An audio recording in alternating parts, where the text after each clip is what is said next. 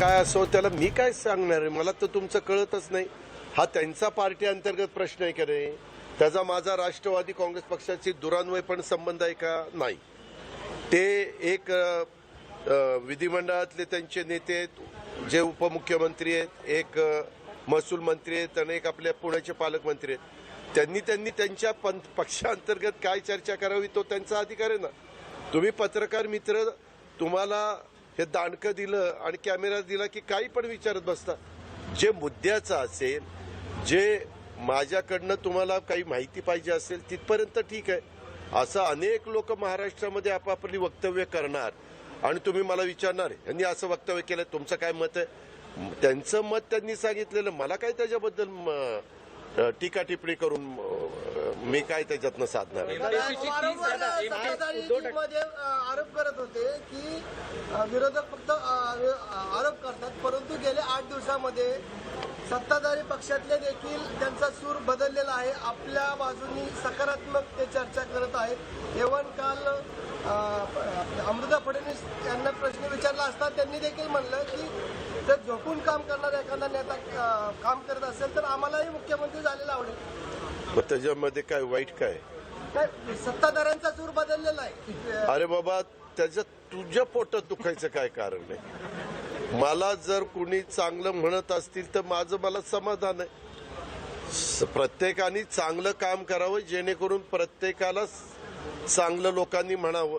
मी एकटाच नाही, दुसऱ्याही क्षेत्र कुणीही कुठल्याही क्षेत्रामध्ये काम करत असले तर आता तुम्ही तो त्यांनी काय बोलावं तो त्यांचा अधिकार आहे. त्याला मी काय उत्तर देऊ शकतो, मला तर काय कळलेलं नाही. दादा, उद्धव ठाकरेंची पाचोऱ्यात सभा होती, मात्र तिथलेच पालकमंत्री गुलाबराव पाटील असं म्हणताय की आम्ही दगड मारून सभा बंद करू. अजिबात तसं दगड मारून उधळणारी लोक आहोत असं ते म्हणाले. अहो, त्यांनी वेगवेगळी वक्तव्य. गुलाबराव पाटील हे शिवसेनेच्याच कुशीमध्ये, शिवसेनेच्याच पठडीमध्ये तयार झालेले कार्यकर्ते आहेत. शिवसेनेनीच त्यांना आमदार केलं, बाळासाहेबांनीच त्यांना तिकीट दिलं. आता त्यांच्यामध्ये काही राजकीय मतमतांतर झालं आणि ते आज शिंदे गटाकडे गेलेले आहेत. मध्ये त्यांनी सांगितलं की इथं आम्हाला आज शिरावं लागेल, त्यावेळेस बाकीचे म्हणले या शिरून दाखवा. ह्या बोलण्याच्या ओघात वेगवेगळे लोक काही बोलतात, पण त्याचं तुम्ही इतकं गांभीर्याने घेऊ नका. तुम्हाला हेडलाईन द्यायला काहीतरी लागतं म्हणून ते तुम्हाला त्याबद्दलचा पुरवठा करत असतात आणि तुम्ही मग ते सगळीकडे विचारून हे करतात. त्याच्यापेक्षा अरे बाबा, आपल्या महाराष्ट्रात बेरोजगारीचा प्रश्न आहे, महागाईचा प्रश्न आहे. आमच्या शेतकऱ्यांच्या अनेकांच्या शेतावर गारपीट होती, अवकाळी पाऊस पडतोय, पिकांचं नुकसान होतंय, त्यांना नुकसान भरपाई मिळाली पाहिजे. वेगवेगळ्या प्रकारची खरेदी केंद्र बंद झालेली आहेत, ते सुरू झाली पाहिजेत. असे अनेक महत्वाचे प्रश्न आहेत. ते दिले सोडून तर हे असं म्हणतात आणि ते तसं म्हणतात. निवडणुकात ह्या जाहीर सभांमध्ये प्रत्येक जण आपली आपली भूमिका मांडतात आणि उद्धव ठाकरे साहेबांनी मालेगावला जाहीर सभा केली, खेडला जाहीर सभा केली, आता जळगाव जिल्ह्यामध्ये जाहीर सभा करतायत. मध्ये आम्ही छत्रपती संभाजीनगरला केली, नागपूरला केली, 1 तारखेला मुंबईला आहे. ह्या गोष्टी चालतात. सुप्रीम कोर्टाच्या निकालानंतर वेगळं चित्र पाहायला मिळेल. सुप्रीम कोर्टाचा निकाल काय येतो ते निकाल आपण पाहिल्यानंतर त्याच्यावर चर्चा करू. खारघरच्या मुद्द्यावरून तुम्ही पत्र लिहिलेलं होतं, त्या संदर्भात मात्र अजून कोणतीही ठोस कारण जे आहे ते खरं तर सरकार पत्र न्यायालयीन चौकशी करण्यात यावी अशा पद्धतीने मागणी मी केली आणि अशी अनेक मान्यवरांनी मागणी केलेली तुमच्या सगळ्यांच्या पाहणीमध्ये आलं असेल. आता ही मागणी मान्य करायची का नाही करायची हा राज्य सरकारचा अधिकार आहे. वास्तविक त्यामध्ये महाराष्ट्र भूषण कार्यक्रम आयोजित करत असताना निष्काळजीपणा हा निश्चितपणे झालेला आहे. निष्पाप लोक ह्याच्यामध्ये मृत्युमुखी पडलेली आहेत. ह्या संदर्भामध्ये जी काळजी घ्यायला पाहिजे होती ती काळजी घेण्यात आली नाही. उन्हाची तीव्रता वाढल्यानंतर टायमिंग काय असावं ह्याबद्दलचा विचार केला गेला नाही आणि राज्य सरकारने ह्या सगळ्या कामाच्या करता 13 ते 14 कोटी रुपये खर्च केलेत अशी माझी माहिती आहे.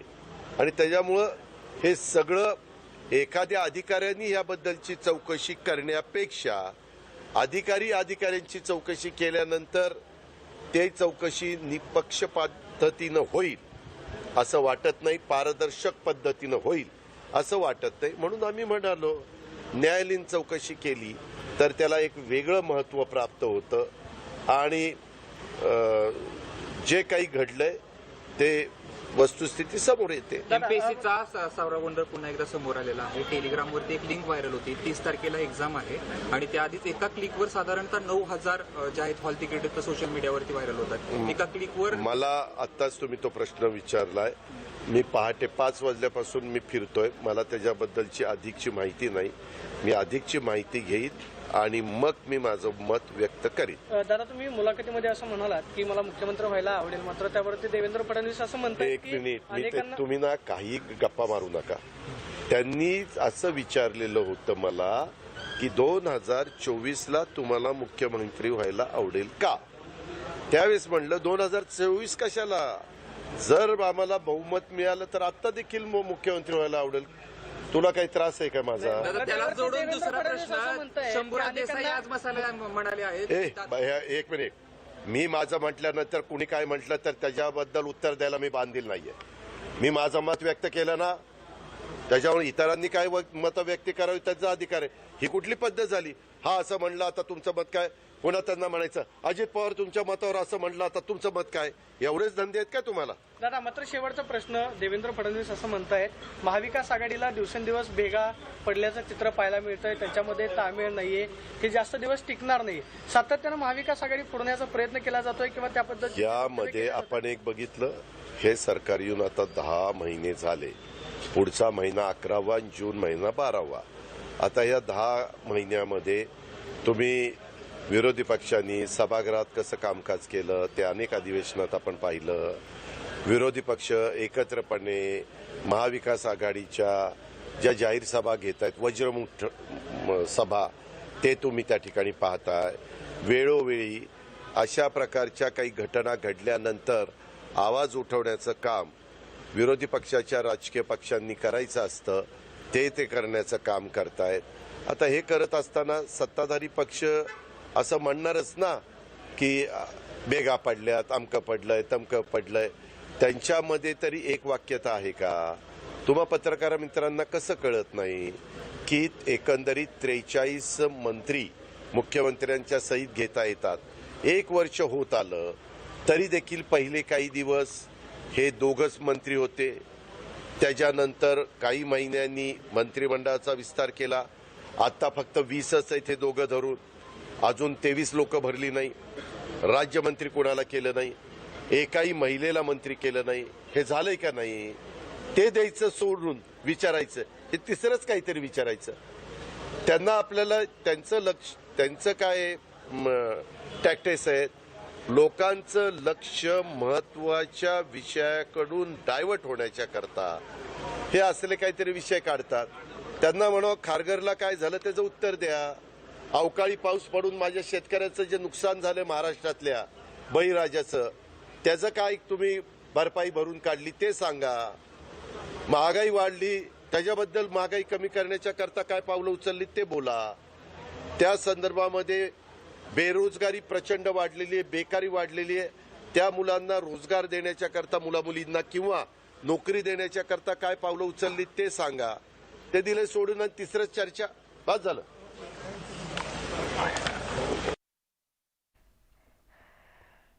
अजित पवार माध्यमांशी बोलत होते, पत्रकारांच्या प्रश्नांना उत्तर देत होते. मात्र याच वेळी महाराष्ट्रातला कोणता नेता काय वक्तव्य करतोय याच्यावरती माझी प्रतिक्रिया कशाला विचारता, असाच उलट सवाल अजित पवारांनी पत्रकारांना विचारलाय.